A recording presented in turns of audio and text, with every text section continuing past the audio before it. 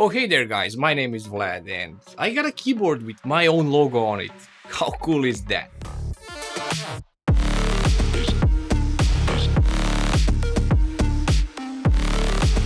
So this is the new DeepCool KG722 65% keyboard. Stay tuned and we will see if this keyboard is worth the asking price of $80.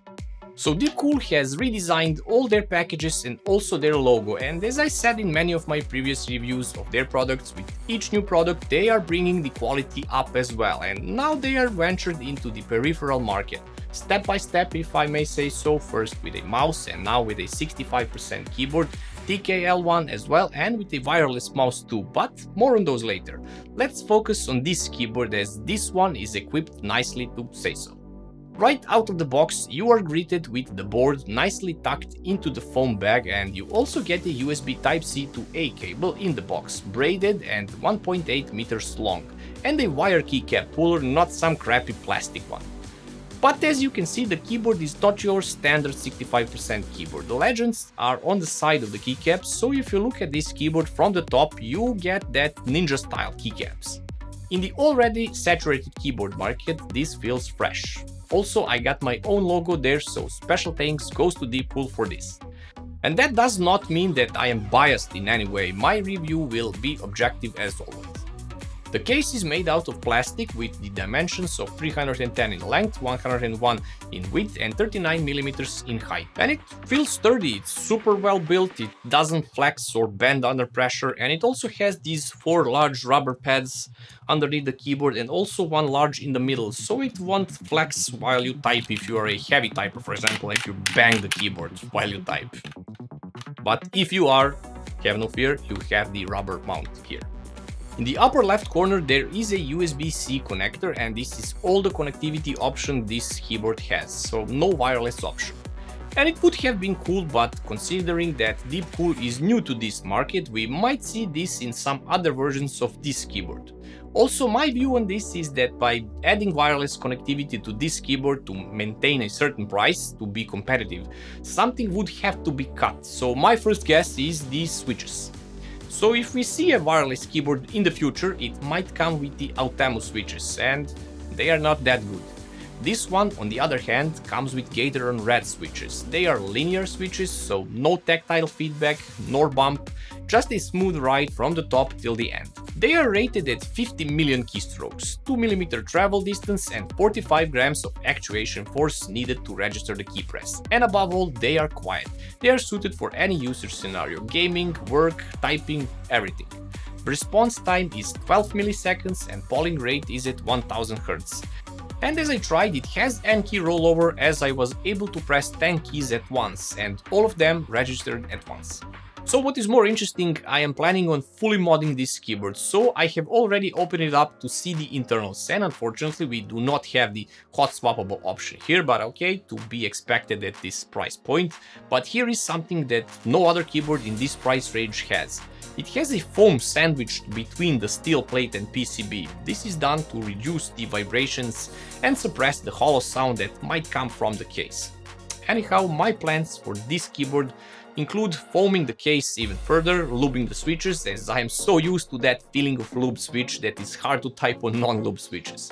And regarding the stabilizers on this one, they are already pre-lubed with some type of dielectric grease, and they do sound nicely, rattle is at minimum to say so, and I will do a holy mod to stabs anyway, because by doing so, there is literally no rattle afterwards and the feeling is just superb, especially for the spacebar. Anyhow, these are my plans for this keyboard and I will have a video on this later. Now let's look at the keycaps. Ninja style top, side printed legends, which are not some obnoxious gaming font that you can't read properly. DeepCool went with the normal font legends, which everyone can enjoy. Being a 65% keyboard, it has an arrows separately, and I welcome this change from the regular 60% keyboards which lack this functionality or have a different way of implementing this, like the N Pro 2 for example, but nothing can change dedicated arrow keys. Also, you have one extra vertical row which has delete, page up and page down keys.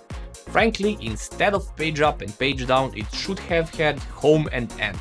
But that is only my preference, and luckily this keyboard is fully programmable via the software, so you can remap any key to be something different.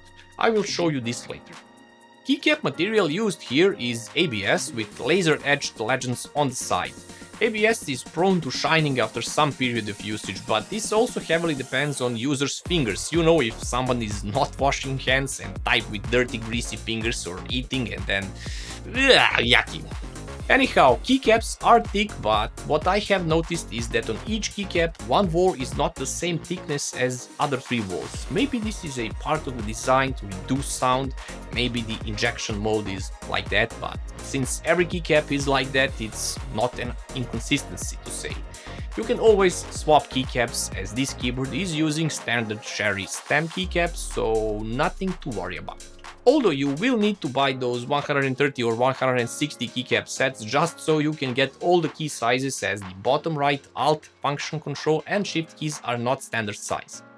Also, the page up and page down on the side are also different height than on standard size keyboards, as they are belonging to a different row height now. RGB on this keyboard is super bright, controllable in 5 brightness levels, has more than 20 lighting modes and sub-variants with various color modes and also different directions of the effect. All of this is manageable directly on the keyboard using Function key and right shift to cycle between various modes of the same effect, and Function plus right control to change the effect. Also, you can do all of this in the software, which will also allow you to record macros and remap any key you want to be something else. As I mentioned, so you don't like that page up and page down keys, for example, you can remap those to home and end, for example. Oh, and when you press the function button, the available commands under the function keys will shine in white, so you will know which keys have functions. It's a cool option to have, as there are no other markings on the keycaps to signify that they have the function corresponding function. I kinda like this option, and you can tweak this completely to your liking, and once you memorize everything, it's all muscle memory from there. Typing on this keyboard is super pleasant. It sounds pretty good for a stock keyboard. It's partially thanks to the foam sandwiched between plate and PCB, and partly due to the mentioned keycap design, I guess, that wall thickness I mentioned. Anyhow, pinging is virtually non-existent. I have been using this keyboard as my daily driver for 2 weeks now, nothing to complain so far in this regard. But anyhow, have a listen for yourself and judge the sound.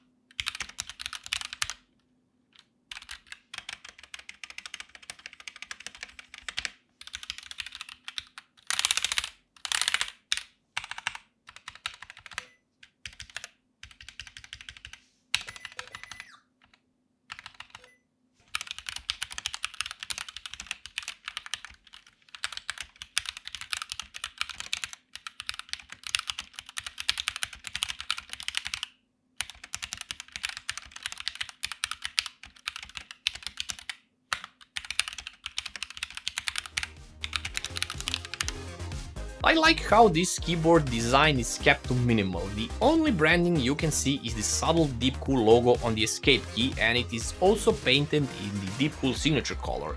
A nice little touch in my opinion. The keycaps are okay for stock keycaps, although I am a little concerned about wearing them off in time, but you can always change keycaps, so this is not a big issue. Price of $80 looks appealing for a keyboard of set features, as not all keyboards have fully programmable keys, and it also has per key RGB configuration. Software is literally easy to use, and it also has the onboard 32 KB memory to store your settings, so basically you do not need to have the software running all the time. The 65% layout is an excellent replacement for TKL size. And it's also that little missing link between 60% and DKL keyboards. And one thing to note is that it's only available in black colors, so DeepCool, please release the white version too. I'm so grateful to DeepCool for making a keyboard with my own logo. It makes this keyboard more special to me, and I would highly recommend it to anyone wanting to try a smaller keyboard. You will not lose any of the functions that DKL or full-size keyboard can offer. You can only gain more space on your desk. And that slogan, tiny but mighty, is so accurate for this keyboard. Thanks for watching, guys. Subscribe to the channel, it really means a lot. Like and share the video and stay tuned for new videos. Also, I promised you a keyboard modding video. It should be released in 1 month, I hope so. Until then, watch some of my other videos. Have a great day and I'll see you in the next one. Bye.